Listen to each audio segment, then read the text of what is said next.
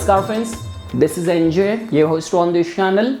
In this video, we will have our discussion on the alignments which can make someone vulnerable towards getting scammed, getting betrayed. So guys, like the way these days, because of the advent of artificial intelligence, we have reached to such a level that even if you are getting a distress call from any of your family member, you will still be in a doubtful state that is it actually some sort of emergency, or someone is trying to manipulate, or someone is trying to masquerade the voice or the visual of a family person. So that is the only reason, guys. Like, there are like those people who are doing all these kind of scams as a part of their full-time business, like the way you and me, we go to our work in a 9 to 5 prescribed legitimate work. They're like those people who do all these kind of scamming as a part of their full-time profession. So what kind of yogas make someone vulnerable? What sort of activated dashas makes you vulnerable? That is something which we will try to understand in this video. And along with that, guys, like the way sometimes it becomes very easy for people to say this thing, oh, how can you be so stupid? It looks like to be a very crystal clear case of scam. But when time is wrong, anything can happen. Like, I will give you a very small example. There's a friend of mine back in Canada. Like, she was a kind of person, even if she is, you're going to pay for her coffee, she will pay back her share. Along with that, she was kind of a very locked kind of person. She will not even engage with strangers and all. And I eventually got to know that she got scammed to a amount of 16 grand, 16,000 Canadian dollars. And it looked like to be such a easy trap that you got a request on Instagram, that person tried to become friendly, and later on he created a sudden emergency that I will lose my home.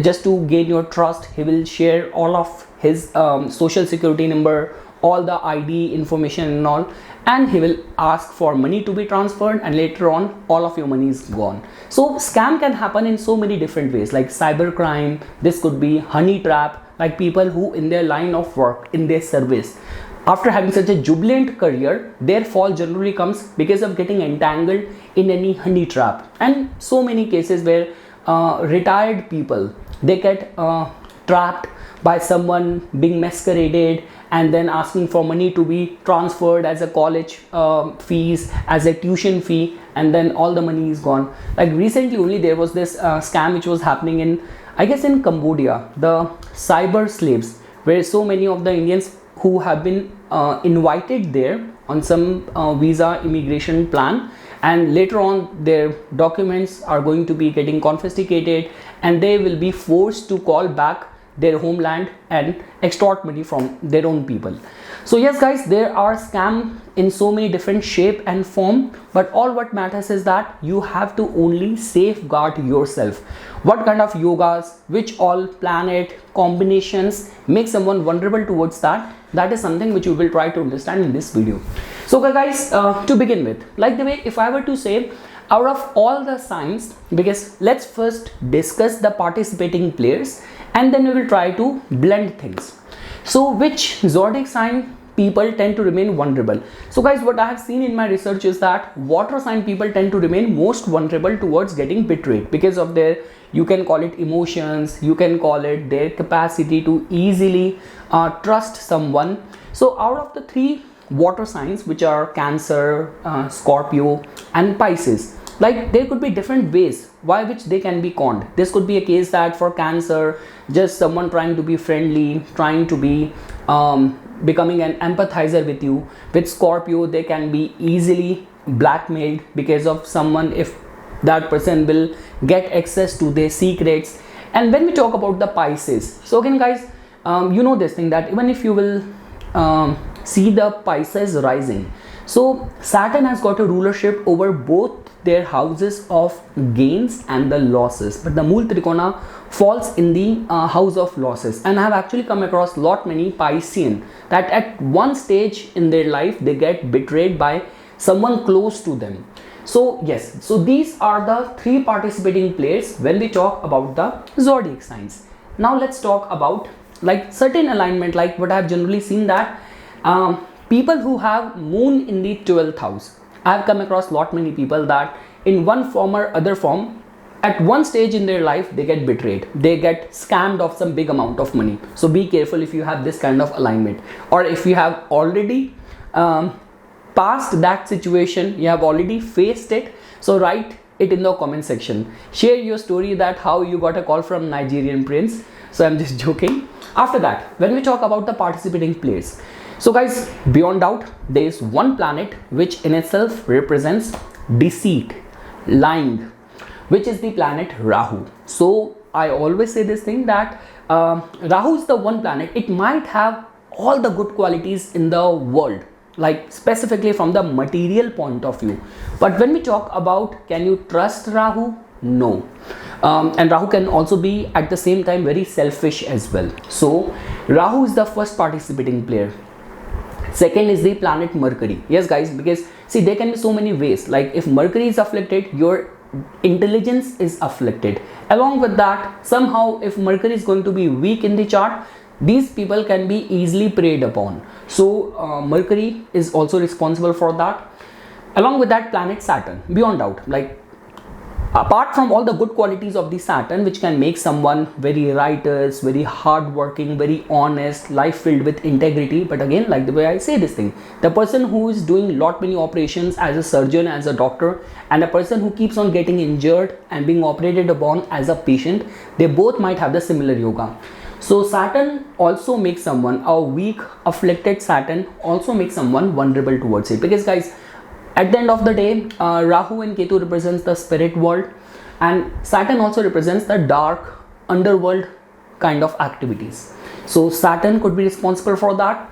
After that guys, Ketu. So definitely, see, when we talk about whatsoever happens because of the influence of Ketu, I always say this thing that, see, like they are like those people who find it difficult to let go. They are like those people who find it difficult to embrace or accept.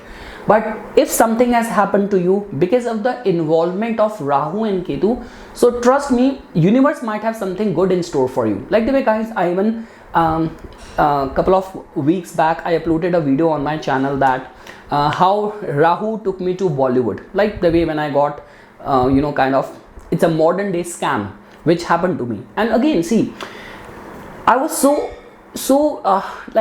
overconfident because that was the time when I right immediately after coming back to India, I did 4 pilgrimage. I went to the Char Dham Yatra, I went to Tirupati Balaji, I went to so many pilgrim points. And when I came back, I actually wanted to see my provision of settlement over here through some media alliances and all. That was the only reason why I came to India. So I was so overconfident that I actually, kind of became a little bit careless. And only there the mistake happened. But just because it actually gave me clarity that, okay, what is meant for me and what is not meant for me, what I'm destined for. So like the way, if sometimes, even if you get a nudge or even if you get a kick on your back, sometimes it happens from the divine in order for you to put in the right direction, right path. So acceptance becomes very important. Only if you have this personality of grinding over the past or not able to accept and move on, then Rahu and Ketu can actually create a lot of problems. So Ketu becomes very important, and generally the changes which happens or the whatever happens under the influence of Ketu, it will not give you a time. Like the way Mercury, Saturn can actually make you a victim of some small kind of scams, betrayal, money being usurped, but when it will happen in one strike. So Ketu is important. Mars is important because Mars can actually make someone very impulsive. Mars can also make someone very quarrelsome, and because of you are not patient and calm enough. And you know this thing that generally the modus operandi or the strategy which these scammers generally opt for, that is always to create a sense of urgency. They will not even let you hang up the phone. They will not even let you discuss it with someone. So they will create that cloud of urgency around you, and only those people who are going to have a afflicted Mars, very strong Mars, making personality very impulsive, these are the people who fall prey to or get into the trap. After that guys, houses, that becomes very important. So generally what I've seen is that, see, it's not only about the lost, like losing your money. So because if that would be the case, I would have said second house. But there could be a case that you got betrayed, you got scammed, of someone blackmailing you, or this could be a case that some sort of stigma on your public image, on your reputation, the typical honey trap which happens in the top secretive covert operations and all. So the houses which are very important, if they are going to be afflicted and activated in the dasha, they can make you vulnerable. So first is the third house, then the fifth house, 8th house and the 12th house. These are the prime houses. Now why third house? Because all of our initiatives, like the way we are living in a day and age of communication, so your password getting leaked, or some sort of scam calls, someone recorded you doing something, all of that is somehow in a way happened with the involvement of the third house.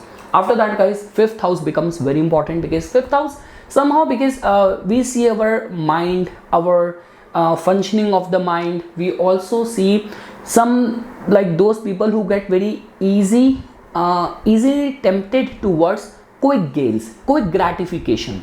So if fifth house is afflicted, your judgment on the what is right and wrong in terms of gratification of your sensory pleasure and all, that somehow tend to remain very sketchy and very questionable.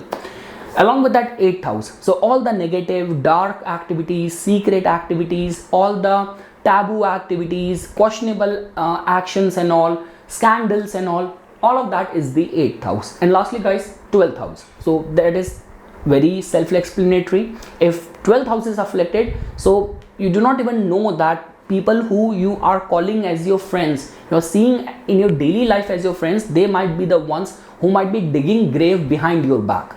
So these are the four houses primarily: third house, fifth house, 8th house and the 12th house. Now, and when we talk about the nakshatra, so guys, I have seen that all the ferocious and the daruna nakshatras, like where we have Ardra, we have Ashlesha, we have Jyeshtha and we have Mula. So these are the nakshatras which can make someone very vulnerable. So again, guys, because if you will see that Ardra is ruled by Rahu, Ashlesha is ruled by Mercury, it is close to the Gandanta zone.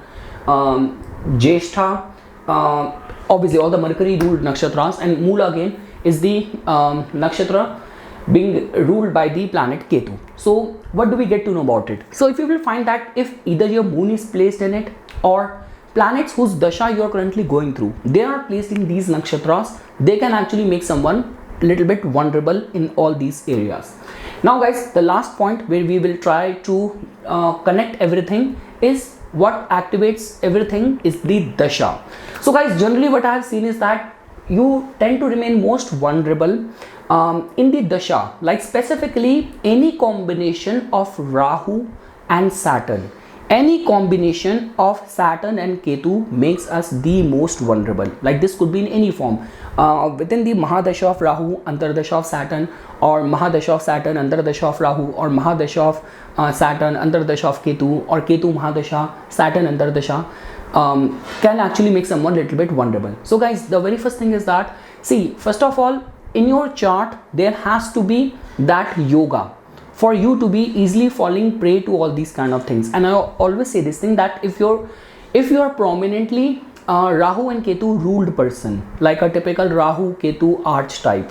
Now if you will ask me, guys, you have been connected with me for such a long span of time, so if someone is strong, like if some planet is strong in someone's life, there are like so many indications. Like the way I was at Bharti Vidya Bhavan on Sunday, and someone asked me that, okay, about which planet is strong in my case and all. So when I mentioned other planets, he asked me about Rahu. I asked him, okay, what do you think?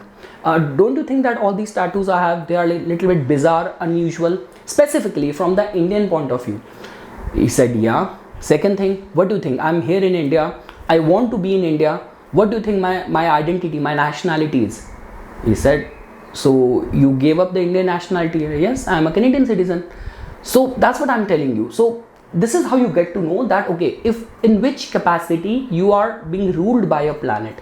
So the way I'm saying this thing, that if you are strongly Rahu or Ketu ruled, or you are strongly 8th house ruled person, like your important planets, like your ascendant lord is in the 8th house, your moon is placed in the 8th house, then definitely whatsoever is going to be happening in your life, free will somehow becomes very diminished. And generally we advise that whenever you are about to start these kind of dashas, doing remedy becomes very important. And even after following all the protocol, following all the discipline, doing every bit, and God forbid even if something happens, then accept it. Do not kind of blame yourself for something, because it was something which was beyond your control. Like the way we say this thing, that karam kat rahe hain, any of the pending karma which destiny and the universe wanted you to endure and get rid of it and move on.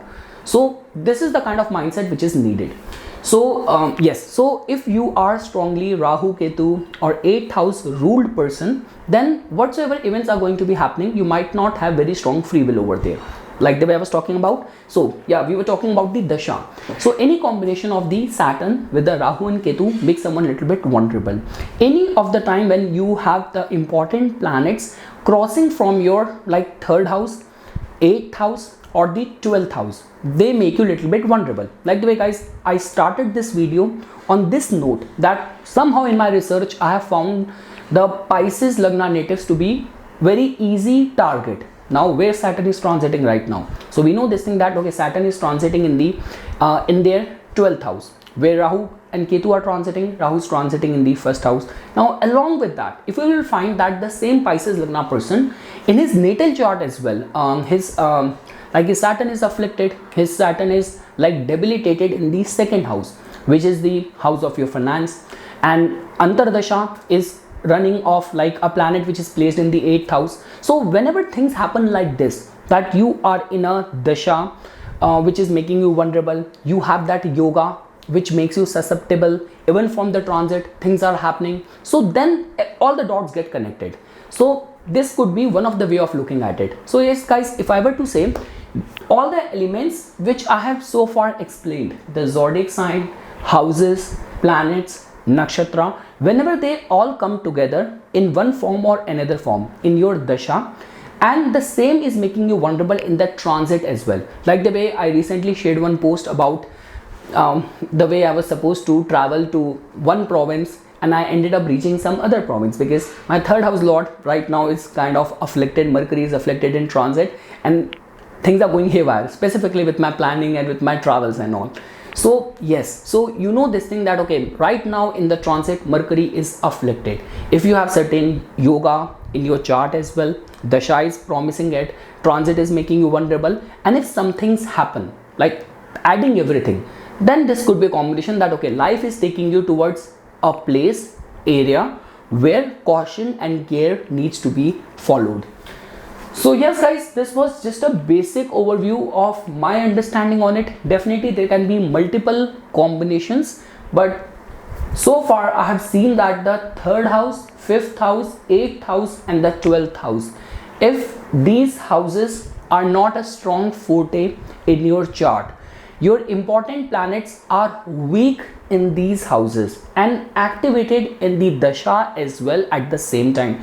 And again guys, over here definitely Mahadasha is a very long span of time. You have to narrow it down to the Antardasha and the Pratyantar Dasha. That gives you more stronger clarity that what could happen. So yes guys, this is something which I wanted to say as a part of my inputs. For furthermore updates and notifications on the divine science of Vedic astrology, please subscribe to my YouTube channel and follow me on my Instagram account. Dhanyavad.